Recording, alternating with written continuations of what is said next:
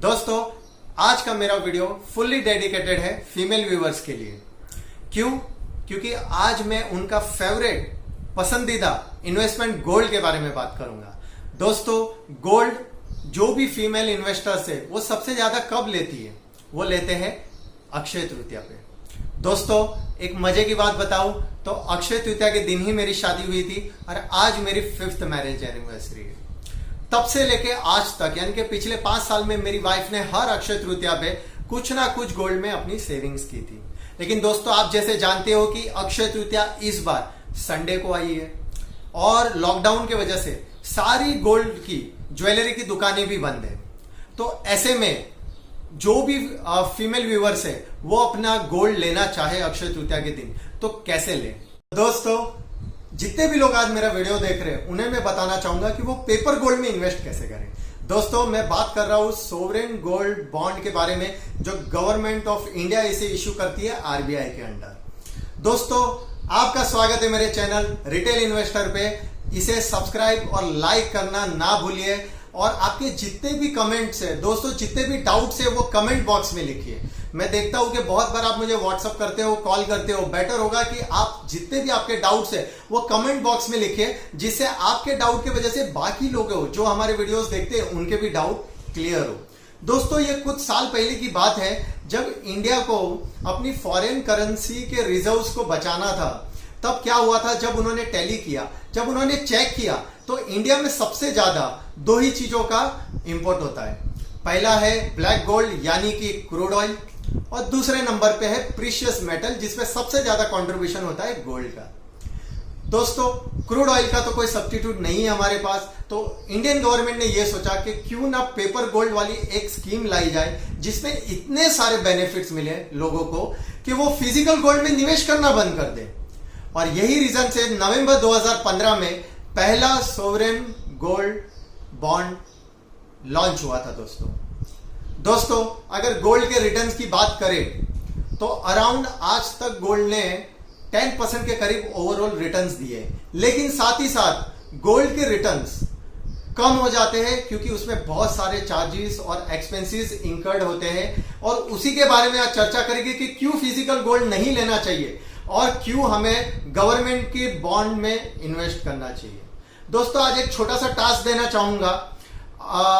Comment box में आप लिखिए कि आपकी मम्मी की जब मैरिज हुई थी या जब नानी दादी की मैरिज हुई थी और जब आपकी मैरिज हुई तो गोल्ड का प्राइस क्या है। तो जरूर इसे कमेंट बॉक्स में टाइप कीजिए। दोस्तों, 5 ऐसे पॉइंट्स के बारे में बात करेंगे कि क्यों फिजिकल गोल्ड के सामने सोवरेन गोल्ड बॉन्ड ज्यादा स्कोर करता है।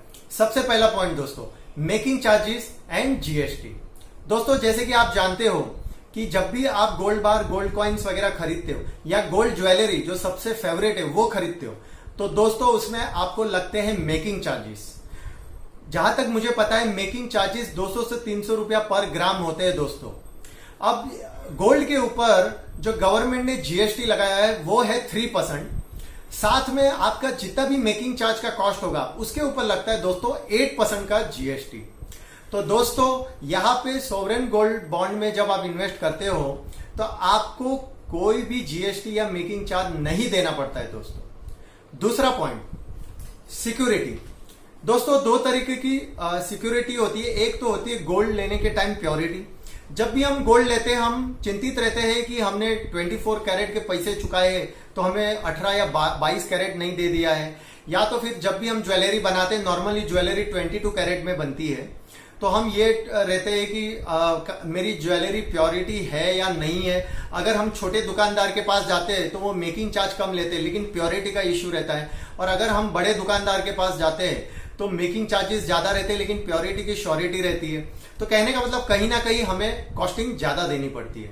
साथ में अगर दोस्तों बात करें कि सिक्योरिटी की बात करें तो दोस्तों आप जानते ही होंगे दिन भर दिन केसेस बढ़ रहे हैं चेन स्नैचिंग वगैरह के।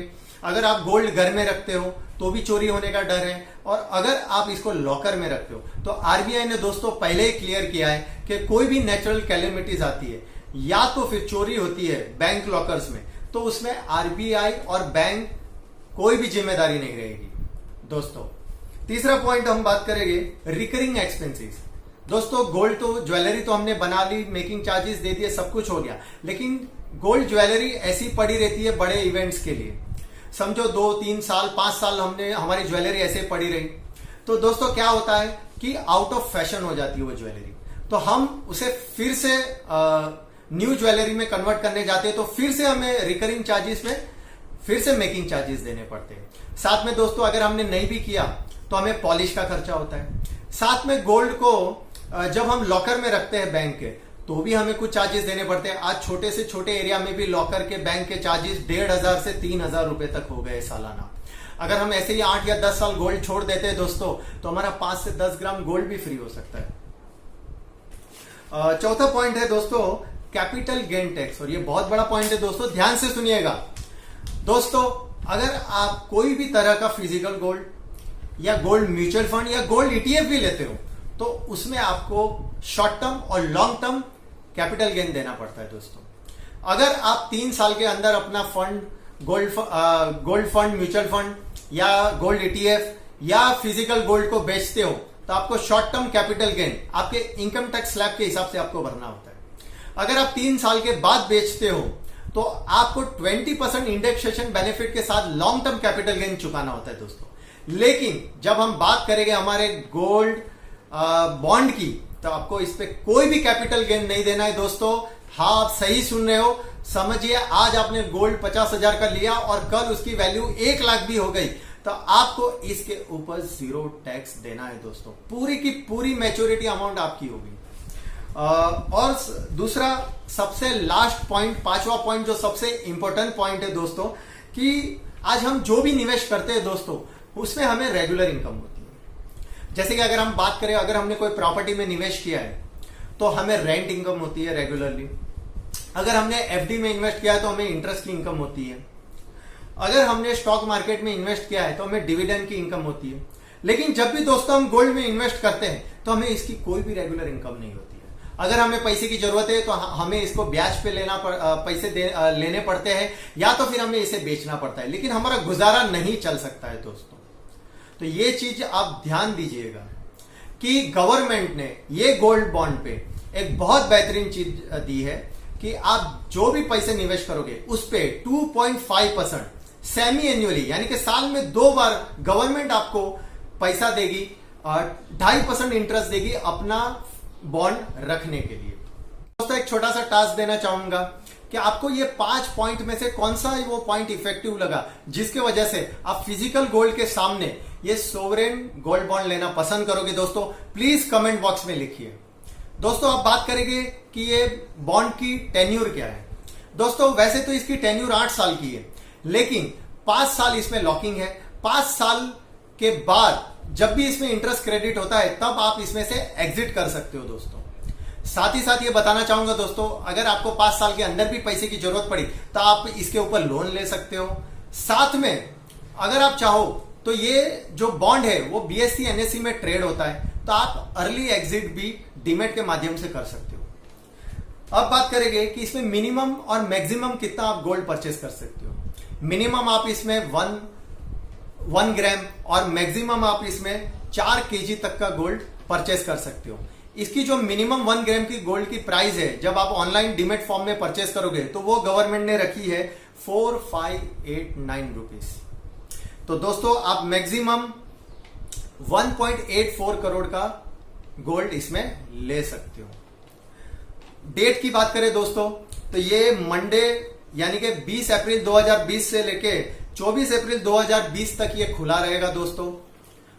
इसको खरीदने के लिए आपके पास डीमेट अकाउंट और साथ में एक बैंक अकाउंट नेट बैंकिंग के साथ होना चाहिए। दोस्तों अगर किसी भी रीजन से आप ये डेट्स मिस कर जाते हो तो गवर्नमेंट ने नेक्स्ट 6 मंथ के लिए ये बॉन्ड्स इश्यू करने वाली है।